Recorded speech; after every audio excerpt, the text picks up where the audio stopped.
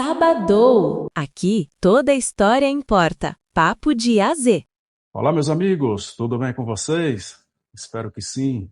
Está começando mais um podcast Papo de A a Z e hoje tenho o prazer de receber o convidado especial, Jeremias Porto, terapeuta emocional, especialista em TRG, leitura corporal e comportamental.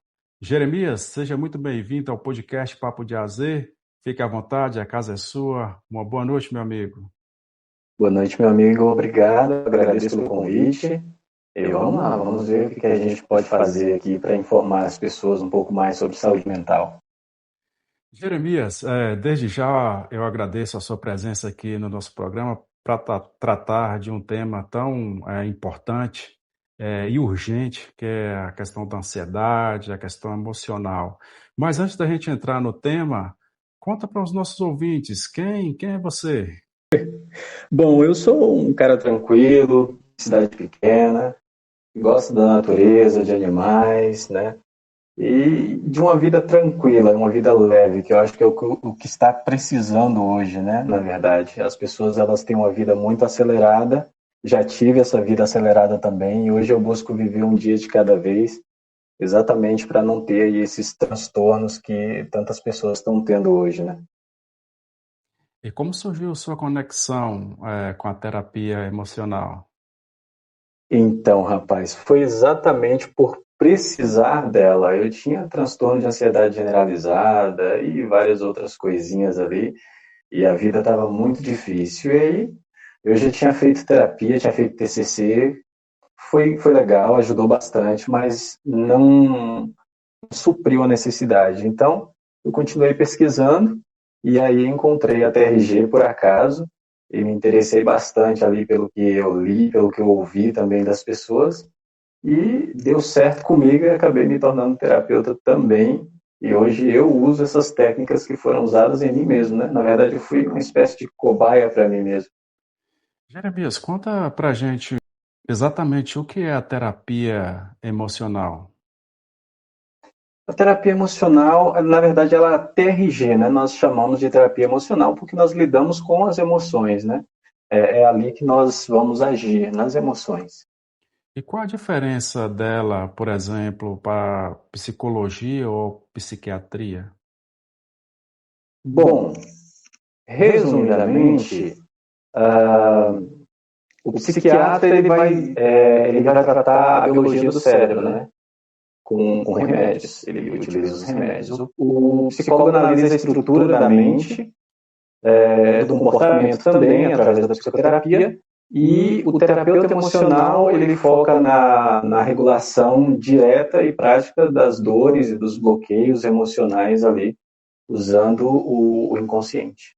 Assim, no seu convívio, as pessoas ainda têm preconceito de procurar ajuda de um profissional? Sim, infelizmente tem. A gente ouve muitas pessoas falando, não vou procurar esse tipo de ajuda porque eu não sou louco, né? A expressão, eu não sou louco. As pessoas, em pleno século XXI, ainda acham que terapia é coisa para gente louca. E é um equívoco muito grande, né? Se nós formos analisar, 95% da população mundial vai precisar de terapia hoje, se não mais. É difícil para as pessoas, muitas vezes, diferenciar o que é ansiedade, o que é depressão ou algum trauma que fica, que é levado para a vida adulta. O que mais chega aí de demanda para você? Olha, recorde é a ansiedade. Hoje, o recorde é a ansiedade. Apesar de que a ansiedade e a depressão, ela caminha lado a lado, né? Então, é bem comum que as pessoas tenham depressão e ansiedade, ou antes ansiedade, depois depressão, mas o recorde mesmo é a ansiedade. E para quem está nos assistindo e pode estar passando por um momento de ansiedade, como é possível diferenciar de uma ansiedade normal de uma patológica? A ansiedade normal, ela não te paralisa, né? Na verdade, ela é algo natural do ser humano. Todos nós temos ansiedade, é normal você ter um pouquinho de ansiedade antes de um show, antes de uma grande apresentação, antes de apresentar um TCC, né? em dia de prova, é comum você ter um pouquinho de ansiedade, só que ela não te paralisa, é aquela ansiedade antes do evento e depois passou, acabou. Já a ansiedade patológica, ela te paralisa, ela faz você deixar de fazer as coisas, de conviver com as pessoas, às vezes até de trabalhar, então ela vai impedir a sua vida de alguma forma. A ansiedade pode gerar algum sintoma físico?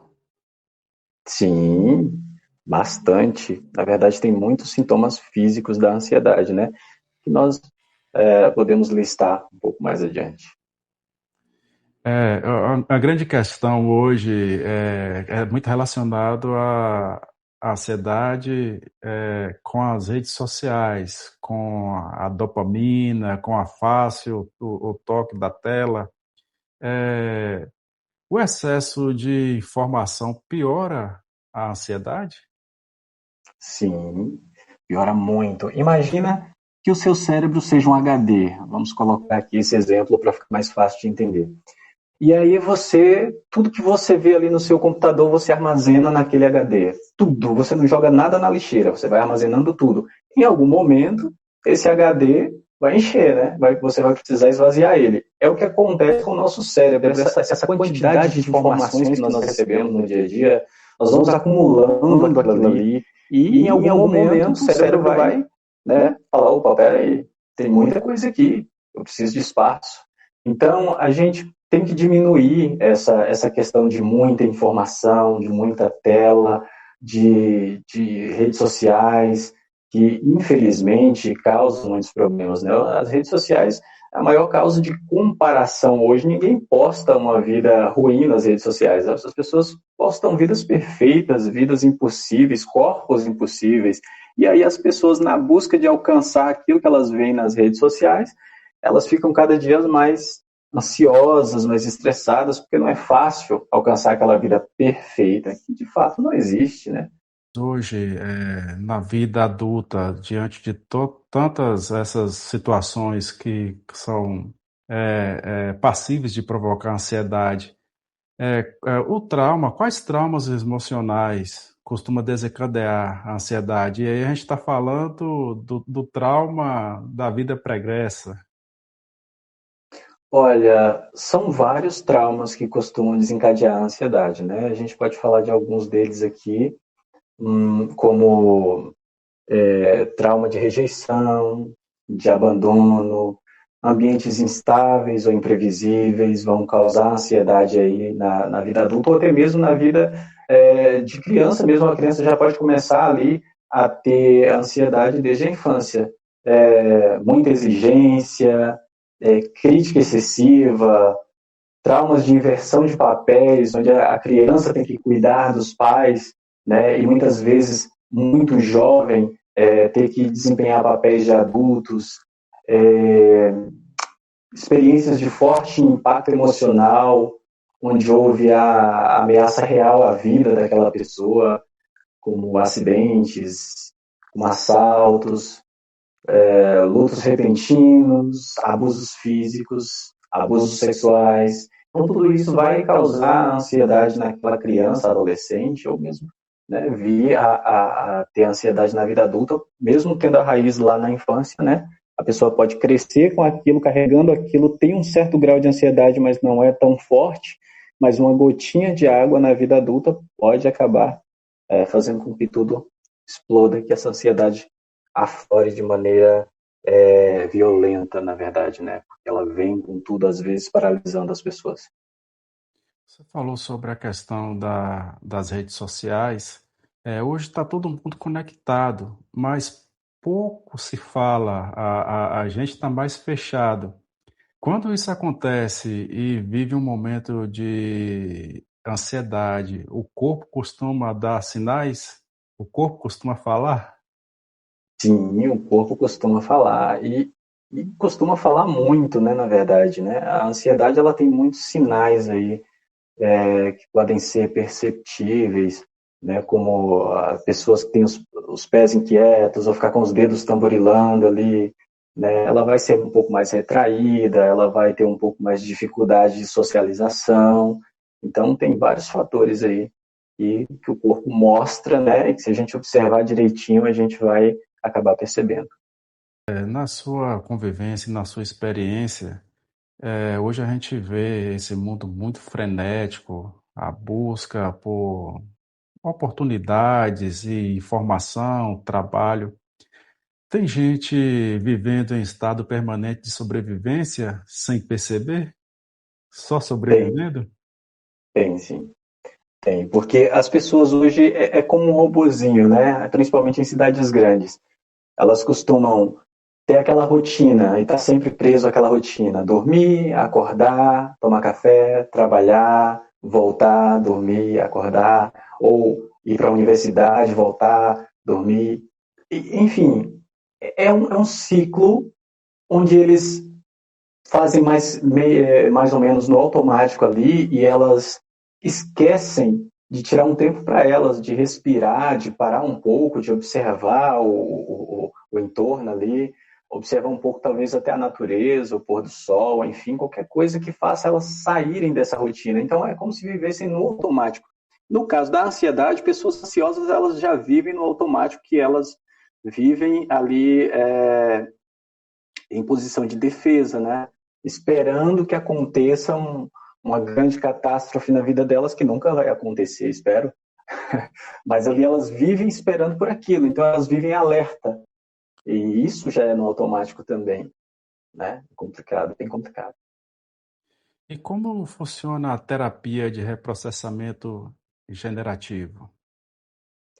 Então, ela age no inconsciente, né? Ela vai direto ali na raiz do problema, ela vai tentar buscar a raiz do problema, e quando encontrar essa raiz, aí ela vai fazer o reprocessamento. Nós vamos fazer o reprocessamento e tirar ali, vai limpando todo o registro de dor e todo o registro traumático do inconsciente daquela pessoa, aonde aquele fato traumático vai virar apenas um fato histórico, ou seja, vai estar desconectado dos sentimentos que tinha ali e das sensações, da dor, né, do que somatizava, do que fazia com que ela sentisse no corpo físico, às vezes, por conta daquele trauma, né? Então ela vai se lembrar, isso não vai apagar, né? Não tem uma fórmula mágica ali de você deletar do seu cérebro, ela vai se lembrar do que aconteceu, mas isso vai estar desvinculado das emoções, né? Ela não vai sofrer mais por aquilo.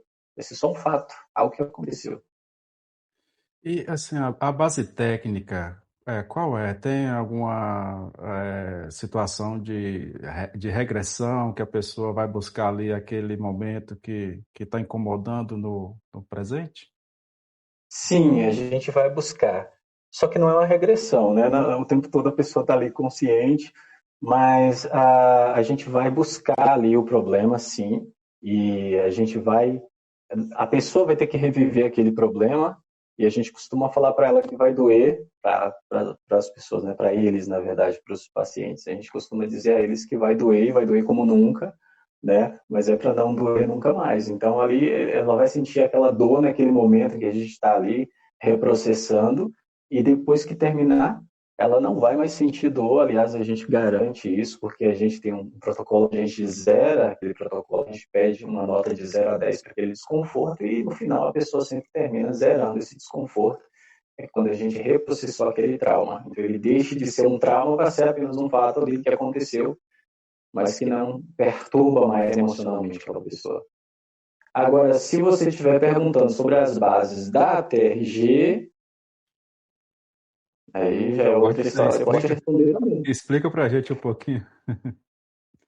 Na verdade, a base técnica da TRG, ela se sustenta em pilares fundamentais da neurobiologia e da psicologia integrativa, né? Então, ela opera sob o princípio de que o cérebro possui uma capacidade de autocura, de cura natural, e desde que os bloqueios somáticos sejam removidos ali, né? Então, o cérebro ele já tem essa capacidade, nós apenas vamos conduzir o paciente para que ele chegue nesse objetivo, que é essa autocura. Nosso cérebro ele tenta fazer isso automaticamente, mas infelizmente não consegue, né?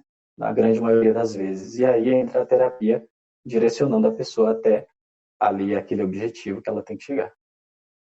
Quando você fala em reprocessar trauma, As pessoas têm muita dificuldade de lidar com seus traumas. Muitas vezes elas criam uma camuflagem e, e praticamente assim convive com aquele trauma, mas em algum determinado momento demonstra algum comportamento daquele trauma. Assim, na Sim. prática, como é reprocessar? Como você consegue levar a pessoa a reprocessar esse trauma? Olha, basicamente é aquilo que eu te falei, mas agora eu posso explicar com um pouquinho mais de detalhes, né? Significa mudar a forma como uma memória dolorosa, né, que está guardada ali no seu cérebro, ela é vista, né? Então, por exemplo, você vai desconectar a emoção do fato. Isso é reprocessar, é quando você faz a desconexão, perdão, da emoção do fato. O reprocessamento faz a seguinte transição na sua mente. Deixa eu tentar te explicar aqui. Como eu disse, tem uma memória viva, uma memória traumática. Você está ali com aquela memória traumática no seu cérebro, no seu inconsciente. Essa memória ela está cheia de carga emocional ativa, de gatilhos, de sintomas físicos, porque você tem sintomas físicos, os traumas eles vão para o corpo físico, né? Também através de dores, de doenças, enfim. E aí você faz o reprocessamento através das técnicas terapêuticas, estamos falando aqui da TRG, né, que faz o reprocessamento, e de repente essa memória, que era viva e traumática, se torna uma memória histórica, um fato. Aconteceu, porém está livre de toda a carga emocional, está zerada a carga emocional dela após o reprocessamento, apenas um fato do passado, né? Apenas um fato que aconteceu, mas zero carga emocional ali naquela memória que foi reprocessada. E como a memória emocional pode afetar a vida inteira? Olha, uma memória emocional não processada, ela vai afetar a vida inteira de uma pessoa, porque ela altera o funcionamento de alerta do corpo, né? Então, quando um trauma ou uma dor forte ela acontece, o cérebro não arquiva o evento no passado, né? Ele o mantém vivo, ele mantém ativo no presente para tentar garantir a sobrevivência da pessoa. Então, assim, o nosso inconsciente, que é onde ficam armazenadas todas as nossas experiências de vida, e ele armazena 200% de tudo, ou seja, ele não perde nenhum detalhe, fica ali armazenado, ele não tem passado, ele só tem o agora. Então, um trauma que você sofreu lá, talvez com 4, 5 anos de idade, na sua memória, no seu inconsciente, isso continua acontecendo, é como se tivesse acabado de acontecer. Então, traz as mesmas consequências daquele fato, daquele trauma, para a sua vida hoje. Na prática, essa memória traumática, ela atua como um filtro invisível que distorce a sua realidade.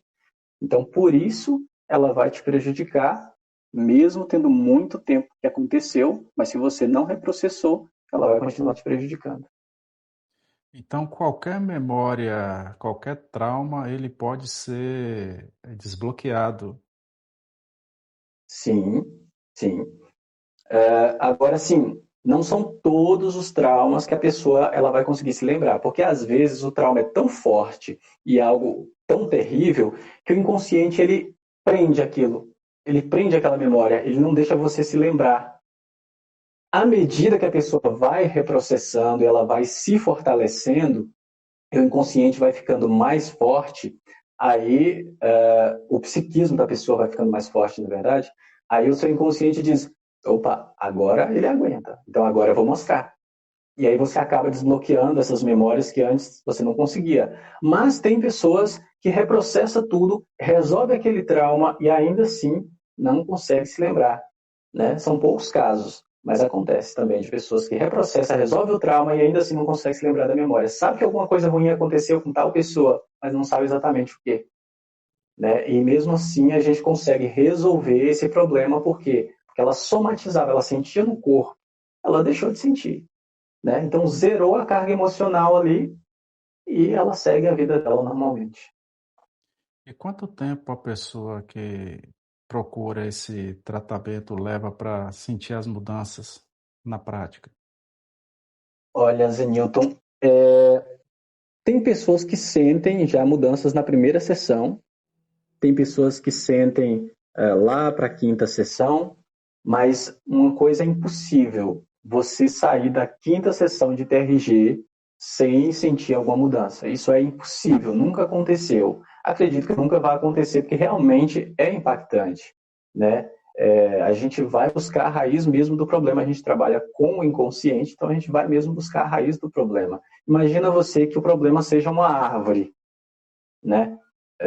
Você tem ali o tronco, você tem os galhos. Os galhos são os sintomas que aquele problema te traz. Então não adianta você cortar os galhos, vai nascer galhos novos. Por isso que a gente busca a raiz e arranca ele pela raiz. Então aí não tem como voltar a crescer, voltar a dar galhos novos, nem mesmo o tronco, né, se você arranca pela raiz. E a gente vai buscar exatamente a raiz do problema. Uma pessoa pode carregar dores da infância sem perceber que isso ainda controla a sua vida?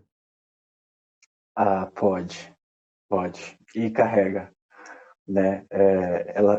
A maioria dos traumas, é claro que é lógico que um adulto pode se traumatizar, um adolescente se traumatiza, mas a maioria dos traumas vem da infância. E a pessoa nem tem ideia de que aquilo foi um trauma às vezes. E ela cresce ali, ela tocou a vida, independentemente do que passou, da dificuldade que foi, mas ela toca a vida. Só que, como dissemos antes, se não reprocessar aquele trauma, ele vai continuar atuando ali na vida dela e direcionando ela para lugares onde ela não quer chegar, né? Mas infelizmente ela vai porque aquele trauma está levando ela àquele lugar. Ou seja, como a gente funciona, e isso talvez seja papo para outro dia, mas como a gente funciona por generalização, a gente vai tender a buscar na nossa vida aquilo que aconteceu antes e que foi ruim, para a gente tentar resolver aquela questão que eu te falei. O nosso cérebro ele tenta resolver sozinho. Então a gente tem essa tendência a buscar situações parecidas para tentar resolver aquilo que aconteceu, para tentar entender e sair desse looping. Então, por isso que a memória não reprocessada ela vai levar aquela pessoa a situações semelhantes ao trauma que ela viveu e ela vai continuar tendo esses desconfortos ao longo da vida se não tratar, se não cuidar, não reprocessar. Qual foi um caso assim que mais te marcou? Olha, esse caso é bem especial porque foi, vamos mudar aqui talvez o sexo da pessoa, o nome, vamos chamá-lo de João para preservar a pessoa, mas João era um adolescente de 16, 17 anos. E a mãe me procurou desesperada, falando que o João tinha muita alegria, era uma pessoa muito espontânea, comunicativa, e de repente simplesmente murchou, estava no quarto isolado e estava tentando se machucar, né, tentando contra ele mesmo. E eu disse para ela, olha, se ele quiser ajuda, vamos reprocessá-lo, vamos tratar esse problema.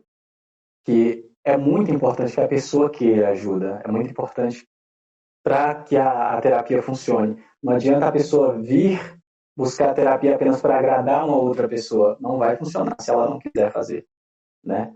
Então, o João quis fazer a terapia e me marcou porque foram 4 sessões apenas, e nessas 4 sessões nós resolvemos a vida do João inteira.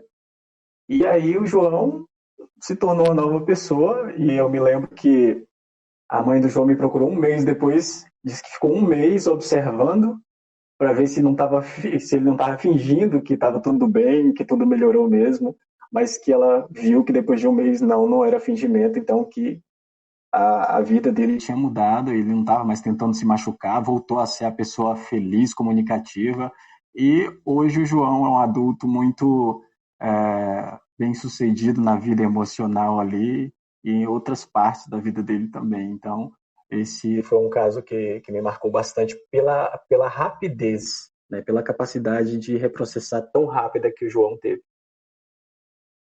Jeremias, e fala pra gente um pouquinho sobre a leitura corporal e comportamental.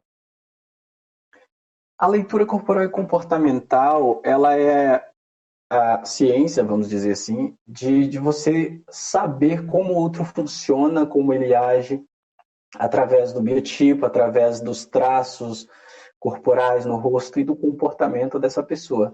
Então, é possível, através do comportamento, do corpo, do rosto, dos traços dela, você saber um pouco como essa pessoa funciona na vida, quais são os seus recursos e a sua dor, que nós chamamos assim, que o recurso é quando a pessoa usa aquilo que ela tem de bom, aquilo que ela sabe fazer, e a dor é quando aquela pessoa ela foi ferida, ela tem um trauma, e aí ela começa a usar os recursos dela de forma negativa, né? Então, isso, é para isso que serve a leitura corporal e comportamental, para você entender um pouco mais como aquela pessoa funciona. E o corpo realmente demonstra as emoções escondidas? Sim, sim, sim. A pessoa ela pode tentar esconder, ela pode falar que está bem, mas o corpo sempre vai denunciar isso, né? Até pessoas que não entendem nada sobre leitura corporal às vezes conseguem entender quando uma pessoa está triste, quando uma pessoa está zangada, porque as expressões dela serão diferentes, né? O olhar mais cabisbaixo, você sabe que a pessoa está triste, se ela está um pouco mais retraída, você sabe que tem alguma coisa de errado ali. Então, sim, o corpo fala muito.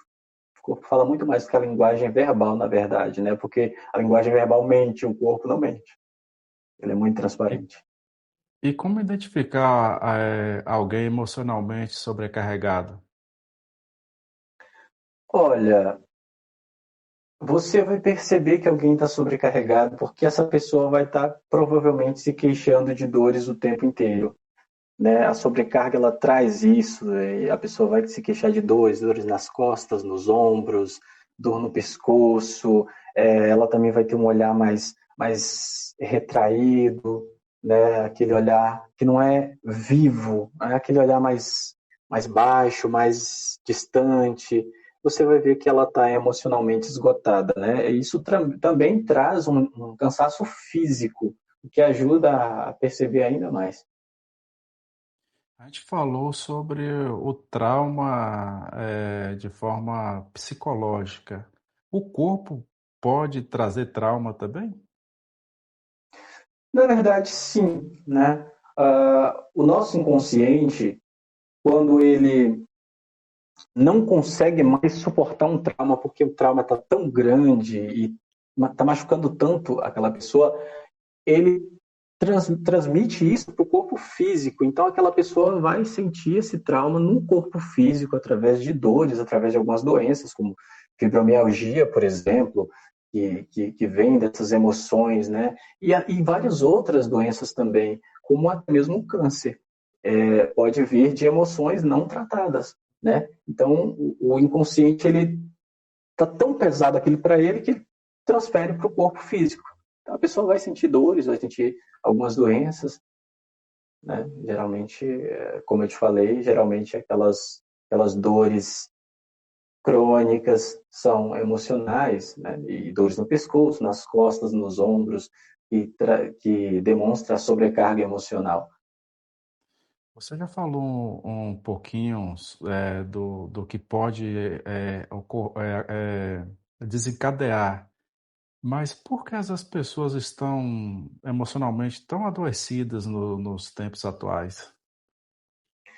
Olha, é aquilo que nós já falamos também, é a quantidade de informação exagerada. A gente está recebendo um bombardeio de informação o tempo inteiro, na palma da mão, e as benditas redes sociais, com suas vidas maravilhosas e impossíveis, fazendo as pessoas se compararem, e aí elas começam a se inferiorizar. E isso vai trazendo uma carga emocional muito grande. Eu não sou como aquela pessoa. Eu nunca vou ser como aquela pessoa. Né? Ao invés de se valorizar e se colocar para cima, começa aquela comparação terrível que vai deixando as pessoas cada vez mais para baixo. Então, isso é terrível. Eu acho que é o grande mal da modernidade, é o excesso de informações e redes sociais, o excesso de telas ali. Você falou desse mundo fictício que as redes sociais trazem, né? Como e as pessoas cada dia mais se cobrando, tendo como meta a vida de influencers e etc. Como essa cobrança vai destruindo e minando a pessoa emocionalmente? Bom, a partir do momento que ela consegue alcançar aquele objetivo, ótimo, perfeito. Mas se ela tenta e não consegue, isso vai causar um desânimo, um desgaste terrível, e emocional e físico, na verdade, né? E, e uma decepção com a vida, porque ela vai tentar chegar àquele objetivo e não vai conseguir. Ah, mas por quê? Aí começa novamente a comparação. Por que que aquele influencer conseguiu chegar ali e eu faço igual, às vezes faço melhor e não consigo? Então, tudo isso vai minando ali o emocional da pessoa até o momento em que as emoções dela vão estar completamente deturpadas, ela não vai conseguir mais, né, seguir uma vida normal com emoções tão pesadas, né, agindo ali na vida daquela pessoa. E seus pacientes costumam ser mais mulheres ou homens? Costumam ser mais mulheres, os homens ainda são um pouquinho resistentes, apesar de já termos tido um caminho de progresso até aqui, mas o caminho ainda é bem longo em se tratando dos homens. E a sociedade foi embasada, criada muito nesse contexto de que o homem é forte, o homem não chora, mas a gente sabe que a história é um pouco diferente, né? E exatamente isso gera esse preconceito de procurar ajuda, de procurar terapia. É como eu digo, os homens, a maioria são homens, né? Costumam ter a síndrome de super-herói. Eu consigo sozinho, eu vou resolver sozinho. E é aí que a coisa fica complicada, porque não tem diferença entre emoções das mulheres e emoções dos homens, são emoções, né? Então não tem essa questão de o homem. É porque, como você disse, a sociedade masculina, a sociedade pegou a figura masculina e a transformou realmente num estereótipo de força, de que não precisa de ajuda, de que vai conseguir sozinho. E não é bem assim que funciona.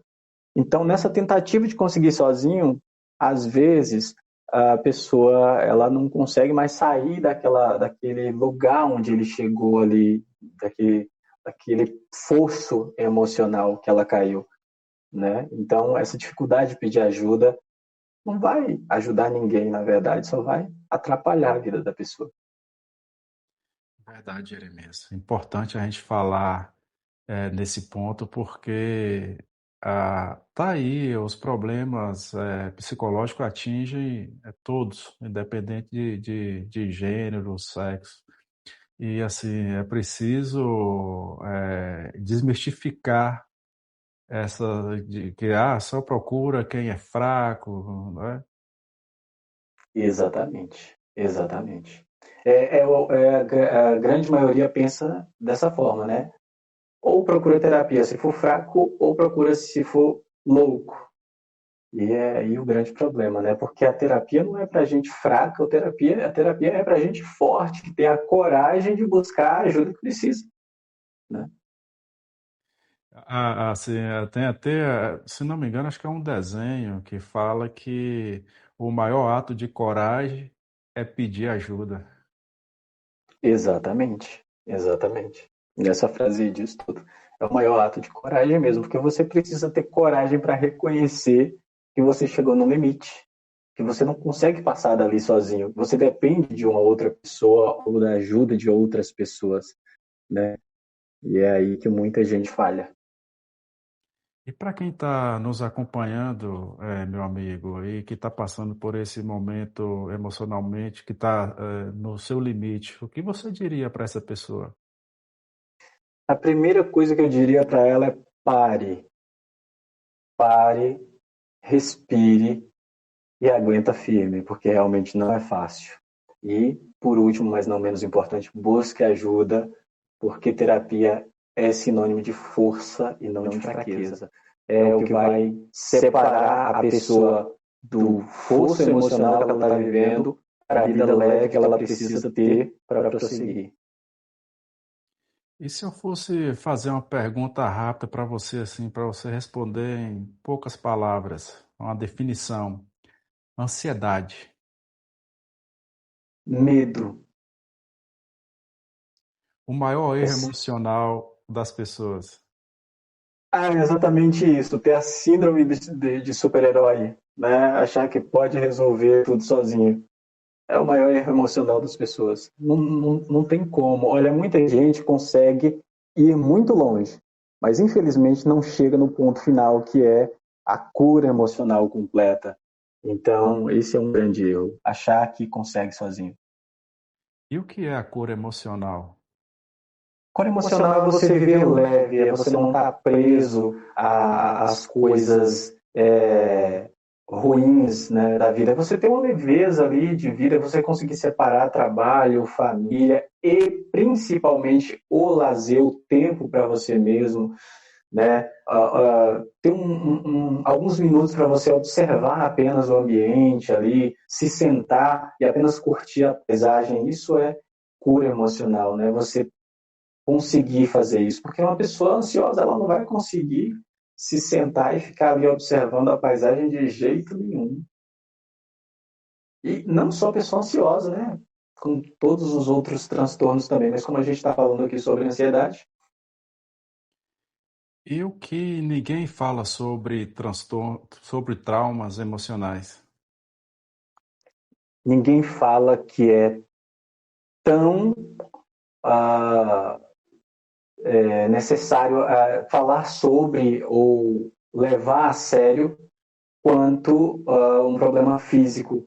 Aliás, tão necessário, às vezes mais necessário falar sobre e se preocupar com um problema emocional do que com um problema físico, porque o problema emocional pode te levar a um problema físico, né? Como a gente falou aqui, causa doenças físicas. Então, o grande erro da humanidade hoje é não levar a sério doenças emocionais, tanto quanto leva a sério as doenças físicas. Meu amigo, estamos chegando ao final do nosso bate-papo nesse tema importantíssimo para a sociedade. A gente vê uma aceitação e uma procura melhor, principalmente nesses últimos anos, mas ainda tem muito tabu, muita barreira a ser quebrada, principalmente entre os homens, que tem toda essa questão que traz de histórica, que dificulta o tratamento. Mas antes de passar para as suas considerações finais, eu gostaria de fazer uma última pergunta para você. Hoje, as pessoas estão vivendo ou apenas sobrevivendo nesse caos de informação, de redes sociais e de uma escassez de tempo, ou pelo menos a percepção de que não tem tempo? Sim, infelizmente, como falamos antes aqui, principalmente nas cidades grandes, as pessoas elas estão sobrevivendo, elas não estão vivendo. E pessoas ansiosas também estão sobrevivendo e não vivendo, né? Esperar sempre por algo ruim, isso é sobrevivência e não viver. Viver você não vai esperar por algo ruim, você vai aproveitar o momento presente ali. Então, eles se concentram muito em coisas futuras que podem acontecer e que não vão acontecer, não é assim que funciona. Então, é bem melhor deixar essas coisas futuras para lá e aproveitar o momento presente, aproveitar o agora, viver o aqui e agora, que é o que a gente tem, né? Então, infelizmente, muita gente está sobrevivendo e espero que elas percebam isso a tempo para deixar de sobreviver e realmente viver, porque viver é o que realmente importa. Muito bem, Jeremias. Eu agradeço demais a sua participação aqui, seus esclarecimentos. Assim, traz um tema, uma abordagem muito importante, importantíssima para a sociedade de forma geral. E passo para você te agradecendo, né, e para você deixar uma mensagem aí para quem nesse momento está passando por por essa situação e está meio perdido, sem saber o que fazer ou a quem pedir ajuda. Bom, eu que te agradeço por trazer um tema tão importante. Espero que a gente tenha conseguido passar aí para as pessoas mais esclarecimento. E para quem está passando por essas situações tão complexas, olha, aguenta firme e não acabou ainda. E esses pensamentos negativos que vocês têm não é a solução. A solução é buscar ajuda, a solução é pedir ajuda, não é um ato de fraqueza, é um ato de força para que você saia desse lugar que você está, que é tão complexo. E eu sei o quanto vocês estão sofrendo de estar nesse lugar, mas não desistam. Desistir não é a solução é procurar ajuda. Procura ajuda, dê um passo na direção do que pode ser todo o resto da sua vida completamente diferente disso que vocês estão vivendo agora. E para quem vai estar nos acompanhando e de repente ficou interessado em conversar contigo, de repente uma consulta, algo do tipo, como é que faz para entrar em contato contigo? Bom, tem o meu Instagram profissional, @terapeuta Jeremias, e lá também tem, no perfil, tem o ícone ali de WhatsApp, então as pessoas podem me procurar pelo Instagram e também pelo WhatsApp e tirar suas dúvidas, esclarecer algumas coisas ou mesmo agendar uma sessão. Muito bem, meu amigo. Muito obrigado.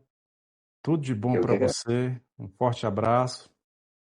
Aos nossos ouvintes, o nosso muito obrigado. Ficam todos na paz. Curta, compartilhe esse conteúdo, leve esse conteúdo para pessoas que estão precisando. E se alguém que ficou interessado em tirar dúvida ou mesmo saber como funciona o processo, entre em contato com o nosso amigo Jeremias através do Instagram, que a gente vai deixar aqui para vocês entrarem em contato. Muito obrigado a todos, uma boa noite, fica na paz, até o próximo episódio.